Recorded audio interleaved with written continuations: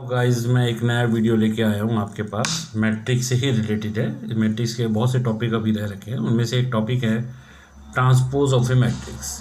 Transpose of a matrix का मतलब क्या है? सिंपल भाषा में, row and column interchanging is called transpose. Matrix में जितने भी रो होते हैं उसमें जो एलिमेंट होते हैं उनको कॉलम में, जितनी भी रो है उनको कॉलम बना देते हैं और कॉलम को रो बना देते हैं, उसे मैट्रिक्स का हम ट्रांसपोज कहते हैं। जैसे फॉर एग्जांपल मैंने 2x2 ऑर्डर का एक मैट्रिक्स लिया 1 2 3 4।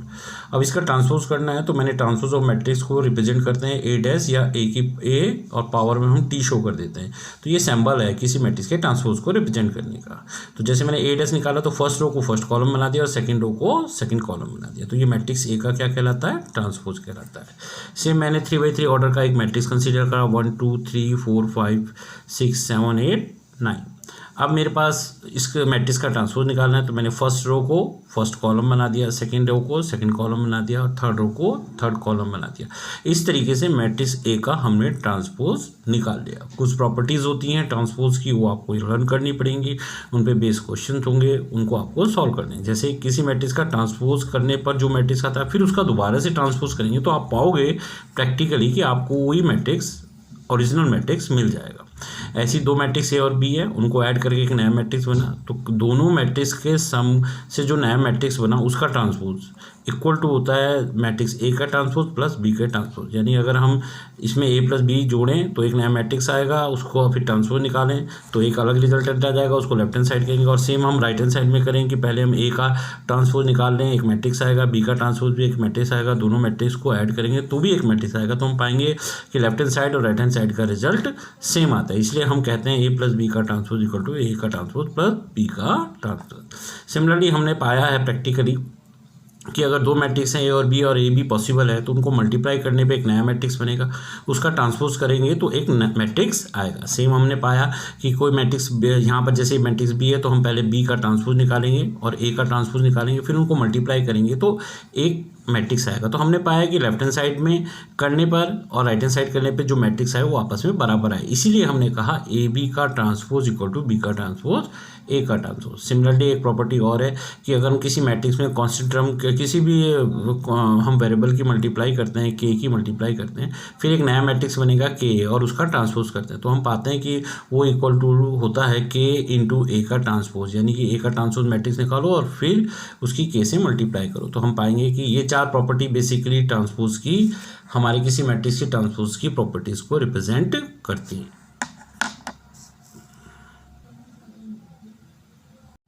अब देखिए मैं आपको सिमेट्रिक मैट्रिक्स के बारे में बता रहा हूँ कि दूसरा पार्ट होता है एक और मैट्रिक्स का है सिमेट्रिक मैट्रिक्स। किस मैट्रिक्स को सिमेट्रिक मैट्रिक्स कहते हैं? अगर कोई मैट्रिक्स ए है हमारे पास और उसका ट्रांसपोज करने पे हम पाते हैं कि वो मैट्रिक्स ए के बराबर ही आता है, तो इस तरीके की अगर कंडीशन सेटिस्फाइड होती है तो इस तरीके के मैट्रिक्स ए को हम सिमेट्रिक मैट्रिक्स कहते हैं। यानी कि अगर कोई मैट्रिक्स ए सिमेट्रिक है तो ए इक्वल टू उस मैट्रिक्स के ट्रांसपोज के बराबर आना चाहिए। एक अनदर हम टॉपिक पढ़ते हैं इसमें skew symmetric matrix. Skew symmetric matrix की डेफिनेशन क्या कहती है कि अगर कोई मैट्रिक्स ए गिवन है, ए आपके पास गिवन है और आप यहाँ पर ए इक्वल टू उस मैट्रिक्स का ट्रांसपोज, यहाँ पे हमने मैट्रिक्स का ट्रांसपोज करा, अगर कोई मैट्रिक्स ए इक्वल टू है उस मैट्रिक्स के माइनस ए के पावर, ए की पावर यानी ए की पावर, यहाँ पे हमने डैश दिखा रखा है, ये ट्रांसपोज कहलाता है। यानी मैं बोल रहा हूँ कि किसी अगर कोई मैट्रिक्स उस मैट्रिक्स के ट्रांसपोज के विद नेगेटिव साइन इक्वल है तो हम बोलते हैं कि गिवन मैट्रिक्स क्या है, हमारा स्क्यू सिमेट्रिक मैट्रिक्स है। या हम इसको ऐसे भी लिख सकते हैं ए का ट्रांसपोज इक्वल टू माइनस ए या ए इक्वल टू माइनस ए का ट्रांसपोज, तब हम कहते हैं कि गिवन मैट्रिक्स ए क्या है, एक स्क्यू सिमेट्रिक मैट्रिक्स है। जैसे फॉर एग्जांपल मैंने एक मैट्रिक्स लिया 3x3 ऑर्डर का ये, अब मैंने इसमें ए मैट्रिक्स का ट्रांसपोज निकाला तो ट्रांसपोज मैट्रिक्स आया 2 4 7 4 5 0 7 0 3। तो हमने पाया कि ट्रांसपोज करने पे जो मैट्रिक्स बना और पहले जो गिवन मैट्रिक्स था दोनों सेम है। तो इस तरीके की कंडीशन अगर सेटिस्फाइड होती है तब हम कहते हैं कि गिवन ए जो है हमारा एक सिमेट्रिक मैट्रिक्स है। अब आप देखिए एक स्क्यू सिमेट्रिक मैट्रिक्स को मैंने एग्जांपल के थ्रू रिप्रेजेंट करने की कोशिश की है। स्क्यू सिमेट्रिक के लिए कंडीशन प्रूव करनी होती है ए का ट्रांसपोज इक्वल टू माइनस ए या ए इक्वल टू माइनस ए का ट्रांसपोज। अब देखिए यहाँ पर मैंने स्क्यू सिमेट्रिक मैट्रिक्स में मैंने यहाँ पर a equal to 0 a b minus a 0 c minus b minus c 0 ये एक मैट्रिक्स कंसीडर करा। इस मैट्रिक्स का ट्रांसपोज करा तो मेरे पास ये मैट्रिक्स बना। और उसके बाद मैंने इस मैट्रिक्स में से -1 बाहर ले लिया, तो मेरे पास जब मैं -1 बाहर लूँगा, अंदर मैं -1 से क्या करूँगा, मैं डिवाइड कर दूंगा, तो मेरे पास अंदर जो एलिमेंट है वो ये बचेंगे। तो मैंने पाया कि मैं ये प्रूफ करने में कामयाब रहा किसी मैट्रिक्स ए का ट्रांसपोज इक्वल टू -A, यानी ये कंडीशन सेटिस्फाइड हो गई। तब मैंने कहा कि ए मैट्रिक्स क्या है, हमारा स्क्यू सिमेट्रिक मैट्रिक्स है।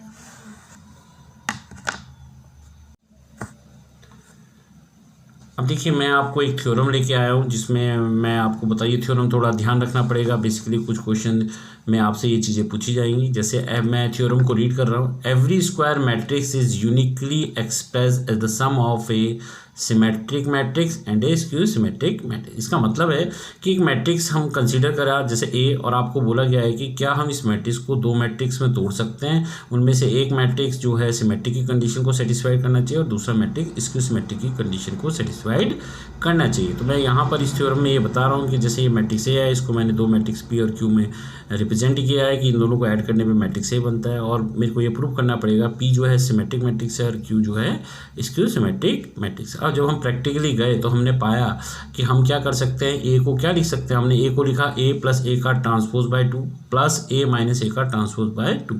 ए को मैं मैट्रिक्स ए को हम ऐसे लिख सकते हैं, और यहाँ पर ए प्लस ए का ट्रांसपोज बाय 2 को मैंने कैपिटल पी से रिप्रेजेंट करा, ए माइनस ए का ट्रांसपोज बाय 2 को मैंने कैपिटल क्यू से रिप्रेजेंट किया। और यहाँ पर फिर मैंने पाया कि P का ट्रांसपोज करने पर P आया और Q का ट्रांसपोज करने पे -Q के बराबर आया जब हमने प्रैक्टिकली करके देखा। तो P is what, symmetric matrix. Q का P का ट्रांसपोज अगर P के बराबर हो गया तो ये सिमेट्रिक की कंडीशन होती है, इसलिए मैंने कहा P is a symmetric matrix. और Q का ट्रांसपोज करने पे -Q आया, इसलिए मैंने कहा Q is a skew symmetric matrix. इस तरीके से हमारे पास जब क्वेश्चन आएंगे तो हम देखेंगे कि हम गिवन एक मैट्रिक्स को दो मैट्रिक्स P और Q में इस तरीके से तोड़ने में कामयाब रहे, जिसमें P क्या है, सिमेट्रिक मैट्रिक्स है, और Q स्क्यू सिमेट्रिक मैट्रिक्स। और लास्ट में हम ये वेरीफाई करने के लिए कि क्या हम सही हैं, पी और क्यू को ऐड करके देखिए, अगर वो मैट्रिक्स ए के बराबर आता है तो हम कहते हैं कि यस, हमने एक मैट्रिक्स ए को दो मैट्रिक्स में तोड़ दिया, एक सिमेट्रिक मैट्रिक्स है और एक स्क्यू सिमेट्रिक मैट्रिक्स है। यहाँ पर मैं कुछ क्वेश्चंस आपको दे रहा हूँ जो कि पीछे के टॉपिक पर बेस हैं। जैसे पहला क्वेश्चन है, मैं रीड कर देता हूँ इन क्वेश्चन को। पहला है, express the matrix A as the sum of symmetric and a skew symmetric matrix. Second question है, if matrix A is a symmetric matrix prove that k A is also a symmetric matrix where k is a constant. Third question है, if A and B are symmetric matrix prove that A plus B is also symmetric matrix, A into B is a symmetric matrix that employees A B equal to B A. And third condition, AB minus BA is a skew symmetric matrix. Fourth question है, if A is a square matrix, show that A का transpose and A का transpose into A are both symmetric matrix. Fifth question है, prove that the sum of the two skew symmetrics is always a skew symmetric matrix. अब एक और नया topic है matrix में, और मैट्रिक्स के क्वेश्चनों को मैथमेटिकल इंडक्शन से कैसे सॉल्व किया जाता है यहाँ पर मैं बता रहा हूँ आपको। Use of principle of mathematical induction in matrix. तो आपने PMI जो है क्लास 11 में पढ़ा है, अब उसका मैट्रिक्स में कैसे यूटिलाइजेशन किया जाता है वो आप देखिए। जैसे यहाँ पर एक मैट्रिक्स A गिवन है और A की power n is represent by this matrix. आपको प्रूव करना है कि n की हर वैल्यू के लिए ये जो कंडीशंस है ये ट्रू है। तो हम यहाँ पर मैथमेटिकल इंडक्शन के थ्रू ये प्रूफ करेंगे कि n की हर वैल्यू के लिए ये कंडीशन सेटिस्फाइड है। हम क्या करते हैं, इस तरीके से लिखने का तरीका देखिए, जो हम 11th में मैथमेटिकल इंडक्शन करते थे। हमने इस पूरे स्टेटमेंट को, हम ये a की पावर n इस पूरे को Tn से रिप्रेजेंट करा। अब मैंने n बराबर 1 रखा है, यहाँ पर जहाँ जहाँ n है मैंने 1 रखा इस वाले मैट्रिक्स ये पूरी जगह पर, और मैंने पाया a, यहाँ पे a डैश नहीं है, ये a का ट्रांसपोज नहीं है, यहाँ n की जगह 1 रखा है, इसलिए ये सिंबल बन रहा है यहाँ पे a डैश। लेकिन आप इसको याद रखिए, ये a1 है, यहाँ पर ये a का ट्रांसपोज नहीं है। और जब हमने n की वैल्यू 1 रखने पे रिजल्ट निकाला तो हमारा क्या आया, 3 - 4 1 - 1 इक्वल टू आया, और ये किसके थ्रू रिप्रेजेंट हो रहा है, मैट्रिक्स ए के। तो हमने प्रूव करा कि दिस स्टेटमेंट, ये जो स्टेटमेंट है ये n = 1 के लिए ट्रू है। अब हमने सेम ये माना कि ये जो स्टेटमेंट है n इक्वल टू के लिए ट्रू है, इसलिए जहाँ जहाँ n है वहाँ हमने k रखा, तो हमारे पास ये स्टेटमेंट बना a की power k equal to represent by this matrix. अब यहाँ पर हम इस स्टेटमेंट को ट्रू मान के चलते हैं, मैथमेटिकल इंडक्शन में हम ये मान के चलते हैं कि it is true for n equal to k। अब हमने n की जगह k+1 रखा, तो जहाँ पे हमारा n है वहाँ मैंने k+1 रखा, लेफ्ट हैंड साइड में भी और राइट हैंड साइड में भी मेरे पास ये स्टेज बनकर आई a की पावर k+1 की। अब देखिए मैंने यहाँ पर लेफ्ट हैंड साइड कंसीडर करा a की पावर k+1 और a की पावर k+1 को लिखा a की पावर k इंटू a। मेरे पास a की पावर k ये मैट्रिक्स के द्वारा रिप्रेजेंट हो रहा था और ये मेरे पास ये मैट्रिक्स गिवन था। मैंने इन दोनों मैट्रिक्स को मल्टीप्लाई करा तो मेरे पास ये रिजल्ट आया 3 + 2k -4 4k k+1 -1 -2k। मैंने 3 + 2k को लिखा 1 + 2k+1 -4 4k को लिखा -4 ब्रैकेट k+1 k+1 ये एच इट इज़ लिखा और -1 -2k को लिखा मैंने 1 - 2k+1, यानी पूरे होल रिजल्ट को मैंने k+1 के टर्म में लिखा। तो मैंने पाया कि अगर this statement is true for, मेरे को लेफ्ट हैंड साइड मैंने a की पावर k+1 ली और मेरे पास जो राइट हैंड साइड बनी थी वो ये बनी, तो मैंने प्रूव कर दिया कि मेरे पास this statement is true for all values of n plus n is equal for all values of n। तो इस तरीके से आपको मैथमेटिकल इंडक्शन के क्वेश्चन करने पड़ते हैं। जैसे आपको n/1 के लिए ट्रू करना होगा, n/k के लिए ट्रू मानेंगे, n is equal to k+1 के लिए आप ट्रू निकालेंगे। तो इस तरीके से मैथमेटिकल इंडक्शन का एप्लीकेशन अप्लाई करते हुए हम मैट्रिक्स के क्वेश्चन को सॉल्व करते हैं। पीछे के जो क्वेश्चंस हैं, जो टॉपिक्स थे उन पे बेस ये क्वेश्चंस हैं, इन क्वेश्चंस को आप कीजिएगा। मैं इनको रीड कर देता हूँ एक बार। जैसे पहला क्वेश्चन है, if A is any m into n order matrix such that AB and BA are both defined, show that B is an n into m order matrix. Second question है, A and B are two matrix given in such way that AB and A plus B are both defined, show that A and B are square matrix of the same order. Third question है, under what condition is the matrix equation A square minus B square is equal to A minus B, एक bracket में और दूसरे bracket में A plus B, true. Fourth question है आपके पास, let A is equal to this matrix, this one is 2/2 order matrix, show that bracket में हम लिखेंगे A capital I plus B capital A bracket close की power n equal to a की power n capital I plus small n a की power n-1 b capital A। यहाँ पे capital I 2/2 order का identity matrix represent कर रहा है, capital A आपको ऑलरेडी मैट्रिक्स से गिवन है। इस तरीके से आपको लेफ्ट हैंड साइड और राइट हैंड साइड प्रूव करना है। ये लास्ट वाला क्वेश्चन आप मैथमेटिकल इंडक्शन के थ्रू प्रूव करेंगे। देखिए एक अनदर फैक्टर है माइनर फैक्टर। माइनर फैक्टर क्या होता है, कोई भी मैट्रिक्स होता है, मैट्रिक्स के जो एलिमेंट होते हैं हर एलिमेंट के अपने हर एलिमेंट के माइनर फैक्टर निकाले जाते हैं। माइनर फैक्टर एक ऐसा टॉपिक है, कोफैक्टर एक ऐसा टॉपिक है जो आगे जाके आप पढ़ेंगे, क्योंकि मैट्रिक्स में इन टॉपिक्स का यूटिलाइजेशन होता है, उनके बेस पर हम क्वेश्चन सॉल्व करते हैं। तो ईच एलिमेंट, सारे मैट्रिक्स के जितने भी एलिमेंट है, हर एलिमेंट का अपना कोई ना कोई माइनर फैक्टर होता है। जैसे यहाँ पर m कैपिटल M11 का मतलब है फर्स्ट रो फर्स्ट कॉलम के इंटरसेक्शन पे जो पोजीशन पे जो एलिमेंट लाई कर रहा है उसका हम माइनर फैक्टर निकाल रहे हैं। इसलिए मैंने कैपिटल M11 को लिखा minor factor of 1, capital M12 को लिखा माइनर फैक्टर ऑफ 2, यानी कि फर्स्ट रो सेकंड कॉलम, इसके इंटरसेक्शन पे जो पोजीशन इंटरसेक्शन पे कौन सा एलिमेंट लाई कर रहा है 2, तो इसलिए 2 का minor factor. First row third column, first row third column, इसके इंटरसेक्शन पे कौन सा पॉइंट कौन सा एलिमेंट लाई कर रहा है 3, तो 3 का हम को फैक्टर निकालें। इस तरीके से जैसे 3 2 है, M32 का मतलब हुआ थर्ड रो सेकंड कॉलम, इसके इंटरसेक्शन पे क्या है 8, तो हम क्या करेंगे 8 एलिमेंट जो लाई कर रहा है इसका माइनर फैक्टर हम निकालेंगे। इस तरीके से हम हर मैट्रिक्स के जितने भी एलिमेंट होते हैं सबका माइनर फैक्टर निकालते हैं। अब देखिए जैसे मैंने M11 लिखा तो इसका मतलब है फर्स्ट रो फर्स्ट कॉलम, यानी कि के इंटरसेक्शन पे कौन सा पॉइंट लाई कर रहा है, कौन सा एलिमेंट लाई कर रहा है 1, तो 1 का हम माइनर फैक्टर निकालेंगे। अब माइनर फैक्टर कैसे निकालेंगे, 1 फर्स्ट रो और first column, first row first column पे जितने भी एलिमेंट लाई कर रहे हैं उनको छोड़ दीजिए। बाकी मैट्रिक्स में क्या बचा, कौन कौन से एलिमेंट बचे 5 6 8 9, इनको यहाँ पर लिख दीजिए ऐसे सिंबल के अंदर। आगे आप जाके पढ़ेंगे कि ये जो इस तरीके से मैंने सिंबल के अंदर ये लिखा है, ये वास्तविकता में डिटरमिनेंट्स कहलाता है। इसको 2/2 ऑर्डर का डिटरमिनेंट्स कहते हैं। तो आपको सिंपल भाषा में यहाँ पर ये M11 का मतलब है, याद रखिए कि किसी भी मैट्रिक्स के एलिमेंट जो हैं वो किस फॉर्म में निकलते हैं, डिटरमिनेंट्स की फॉर्म में निकलते हैं। अब देखिए डिटरमिनेंट को 2/2 ऑर्डर का डिटरमिनेंट्स हो गया ये 2/2 ऑर्डर का। तो इसको कैसे सॉल्व करते हैं, पहले 5 और 9 को मल्टीप्लाई करेंगे, फिर बीच में माइनस का साइन लगाएंगे, फिर 6 × 8 को मल्टीप्लाई करके जो रिजल्ट आएगा वो लिखेंगे। तो 45 - 8 = -3। हमेशा याद रखिए पहले इन दोनों को ही मल्टीप्लाई करेंगे, 5 और 9 को, इधर से ही हम सीक्वेंस में चलते हैं, फिर माइनस का साइन, फिर इन दोनों को मल्टीप्लाई करते हैं। अब जैसे फर्स्ट रो सेकंड कॉलम, तो फर्स्ट रो को और सेकंड कॉलम में जितने एलिमेंट है उनको छिपा दीजिए, उनको हटा दीजिए, बाकी क्या बचा 4 6 7 9। तो आपने 4 6 9 इन सिंबल के अंदर लिख दिया। फिर क्या करा आपने 9 और 4 को मल्टीप्लाई करा, बीच में माइनस का साइन लगाया और 7 6 = 42। इस तरीके से आप हर एलिमेंट का, मैट्रिक्स के हर एलिमेंट का माइनर फैक्टर निकाल सकते हैं।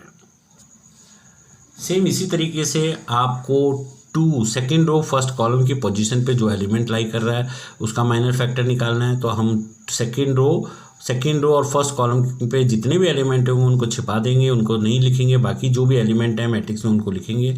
तो इस तरीके से हम सेकेंड रो फर्स्ट कॉलम के इंटरसेक्शन पे जो एलिमेंट लाई करता है उसका माइनर फैक्टर निकालेंगे। तो इस तरीके से हमारे पास मैट्रिक्स के अंदर जितने भी एलिमेंट हैं वो जिस जिस पोजीशन पे लाई कर रहे हैं उन सबका माइनर फैक्टर हम इस तरीके से निकाल सकते हैं।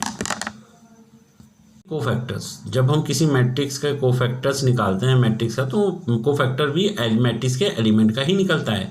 इसमें भी हम जो हमने माइनर फैक्टर में मैट्रिक्स कंसीडर करा उसमें भी हम कोफैक्टर निकालने के लिए भी हम वही मैट्रिक्स कंसीडर करके चल रहे हैं। अब आप देखिए यहाँ पर 1 1 का मतलब फर्स्ट रो फर्स्ट कॉलम के पोजीशन पे जो एलिमेंट लाई कर रहा है, यानी कि मैट्रिक्स में उस पोजीशन पे कौन सा एलिमेंट लाई कर रहा है, तो 1। तो हम यहाँ पे जब हम कोफैक्टर निकालते हैं तो उसको C11 C12 C13 इस तरीके से रिप्रेजेंट करते हैं। तो यहाँ पे हम 1 का कोफैक्टर निकाल रहे हैं C11 से, 2 एलिमेंट का कोफैक्टर निकाल रहे हैं C12 से। इस तरीके से हम जो भी मैट्रिक्स के एलिमेंट दे रखे हैं उन कोफैक्टर को निकाल सकते हैं। अब देखिए यहाँ पर C11 में भी हम क्या करेंगे, फर्स्ट रो और फर्स्ट कॉलम के एलिमेंट को छोड़ के बाकी जो एलिमेंट बचे मैट्रिक्स के उनको लिख देंगे सेम वही तरीके से। बस अंतर इतना है कि माइनर फैक्टर जब हम निकालते हैं तो वहाँ पे बाहर जो हम लिखते हैं वहाँ +1 लिखते हैं, लेकिन कोफैक्टर में ऐसा नहीं होता, कभी +1 और कभी -1 कंसीडर करते हैं। अब कब +1 करते हैं कोफैक्टर निकालते हुए और कब माइनस, ये आप देख लीजिए।